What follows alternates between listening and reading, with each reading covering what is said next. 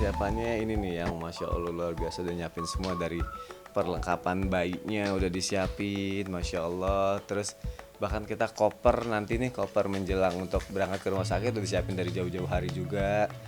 Terus baju-baju bayinya udah, sampai insya Allah sampai akikahannya juga udah disiapin semua Masya Allah. Terus rajin check upnya juga, semua vitamin, pokoknya persiapannya insya Allah mateng, ikhtiarnya juga mateng, doa-doanya juga insya Allah kita lakuin ya sayang ya.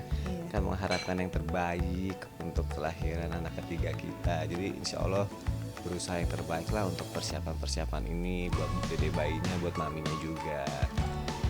Oh, kalau masuknya pasti sehari sebelum tindakan kan operasinya Kak, itu tanggal 21 pagi. Jadi masuknya itu tanggal 20, tanggal 19-nya itu udah swab PCR. Dari PCR juga. Jadi kita semua harus memang prosedurnya swab PCR dulu. Terus nanti tanggal 20-nya masuk. Itu udah observasi semuanya, persiapan untuk di tanggal 21 paginya. Oh, sebenarnya kalau tanggal sendiri sih memang kebetulan aja ya.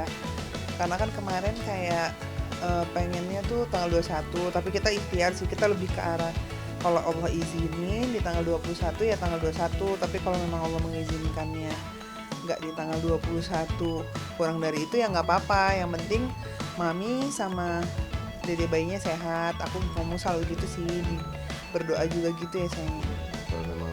Tapi kalau memang Allah izinkan, semua kan kehendak Allah ya gitu. Kita kan manusia cuma bisa berencana, Allah yang menentukan. Dan alhamdulillahnya tuh dokter sih bilang insya Allah bisa tanggal 21.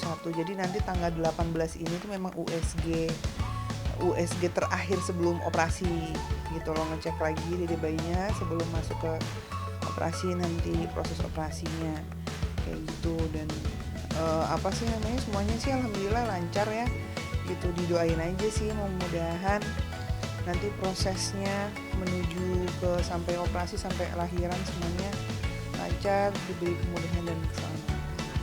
Kalau yang minggu kemarin sih belum masih nutupin sih ya.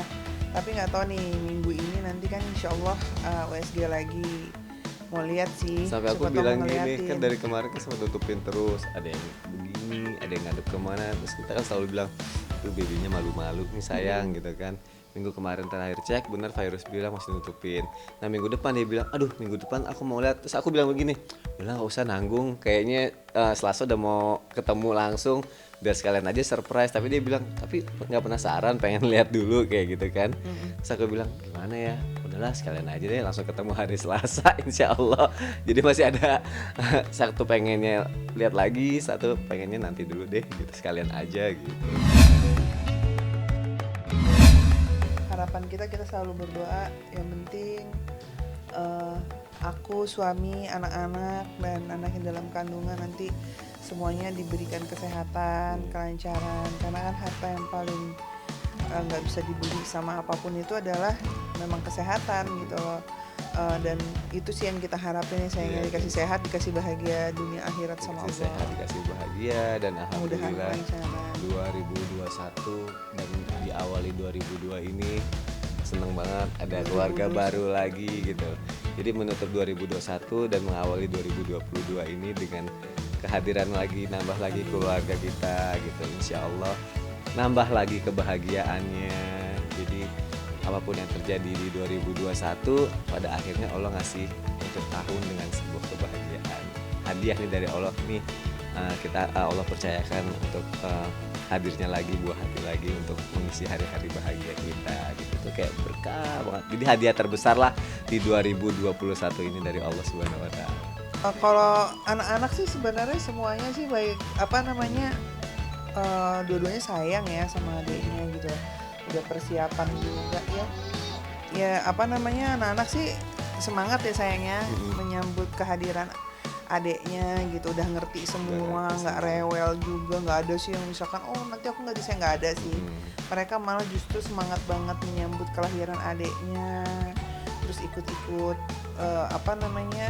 didoain terus, di ngajiin terus, doa bareng, dielus-elus, disayang, adiknya diciumin terus ya sayangnya. Terus malah tetap beda pendapatnya, satu pengen laki-laki satu pengen perempuan itu masih ada, apalagi menjelang kelahiran ini kan asik bentar lagi, apalagi yang dua-duanya tuh saling manas-manasin gitu kan. Iya bentar lagi aku adik perempuan, iya bentar lagi aku adik laki-laki gitu. Gemes banget sampai kemarin foto aja ya, saking si Pas juga gemes banget ya. Aku kan belum ada nih foto di sebelah mami sambil lahiran, foto studio katanya. Terus kakaknya juga gini, kakak juga si Ejas juga, tapi ya ada yang mau deket sama mami, enggak, rebutan, wah nangis. Dedinya nggak laku. Kalau mau tidur, apalagi ya abangnya ya, kadang-kadang pengennya aku mau tidur sama mami gitu kan. Terus kita cuma bilang nanti ya kalau Sabtu Minggu boleh gitu ya sayangnya. Kalau hari biasa kan abang kan sekolah apa segala macam, nanti takutnya kebablasan gitu kan, takutnya nanti nggak bisa tidur kalau rame gitu. Dua-duanya suka kayak gitu, tapi kadang-kadang akhirnya abangnya ngalah, terus nanti adiknya yang tidur ya sambil minum susu. Jadi tidur kalau pas biasanya tuh mereka memang kalau lagi tidur ya tidur aja, nanti sampai mereka kalau lagi weekend nanti ada waktu tidur kayak sama-sama gitu.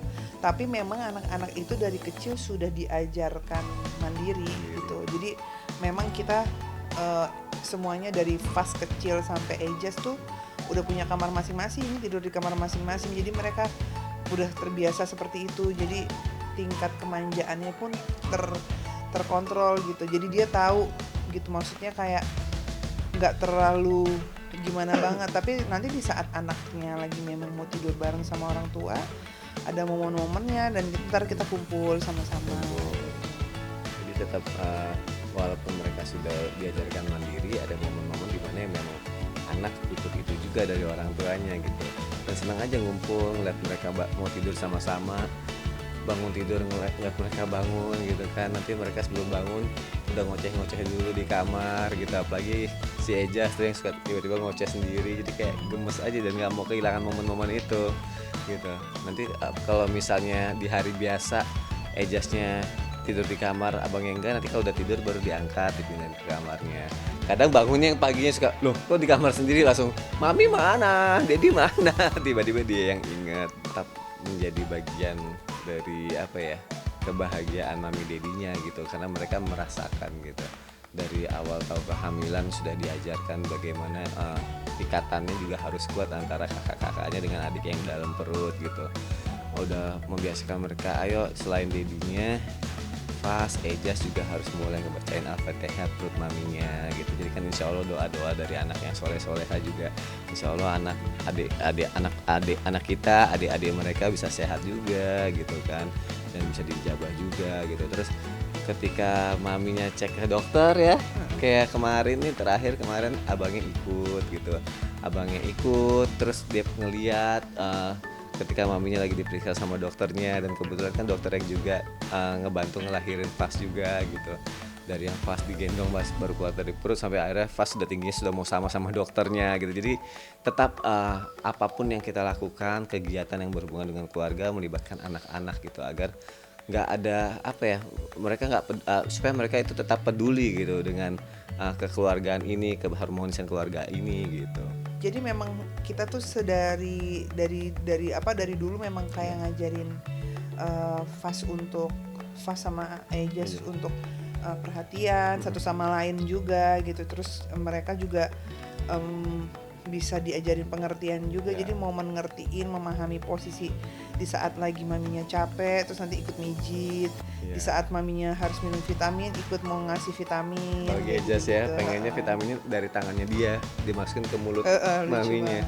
Nggak mau, nanti kalau udah dimasukin duluan ke mulutnya sama Fahir sendiri, minum sendiri, nangis. Maunya dari tangan kakak gitu. Jadi pengen ada andil aja lah mereka semua, dan kita juga mengajarkan itu. Seneng sih pasti ya, bangga gitu. juga, haru juga gitu. Maksudnya apa yang berusaha kita tanamkan ke anak-anak, mereka perlahan-lahan mencoba menerima itu semua gitu, dan mereka perlahan-lahan mulai nyaman gitu dengan itu semua. Karena kita mikir kalau mereka nggak nyaman, mungkin mereka walaupun ini masih dalam tahap belajar ya, kalau mereka nggak nyaman, mereka belum sampai di tahap ini gitu, pasti akan lebih susah lagi gitu. Cuma kan ngeliat Fas yang Masya Allah hafalannya semakin banyak, terus dan semakin baik lah semuanya dalam segala hal itu kayak luar biasa gitu. Jadi kita berusaha untuk menambah terus gitu.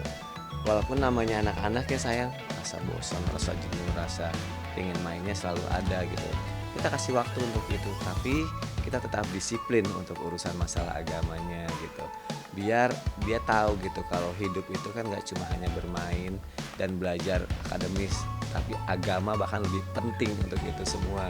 Makanya aku selalu ngajarin kalau abang jadi anak soleh, nanti begitu abang mau jadi dokter, abang bisa jadi dokter yang soleh gitu. Mau jadi presiden, bisa jadi presiden yang soleh. Mau jadi pengusaha yang soleh, atau mau menjadi pemimpin yang soleh gitu. Jadi nilai agamanya dulu dari sekarang kita tanamkan, dan mereka menerima gitu, mereka enjoy jalannya. Walaupun kadang ya balik lagi namanya anak-anak, tapi kita tetap harus bisa istiqomah gitu. Itu yang paling penting ya. Kita ngajarin, kalau orang tuanya nggak istiqomah, udah ngajarin besoknya males atau kalau giliran evaluasi nanti aja deh minggu depan deh. Lama-lama orang tuanya malas, anak-anaknya ikut malas. Nah, orang tuanya sendiri juga tetap harus fight juga untuk itu gitu kan.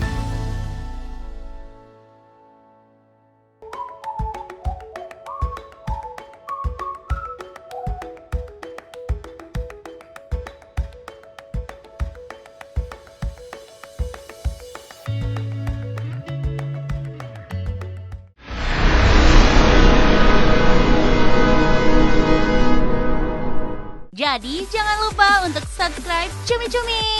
Ditekan ya tombol lonceng merahnya.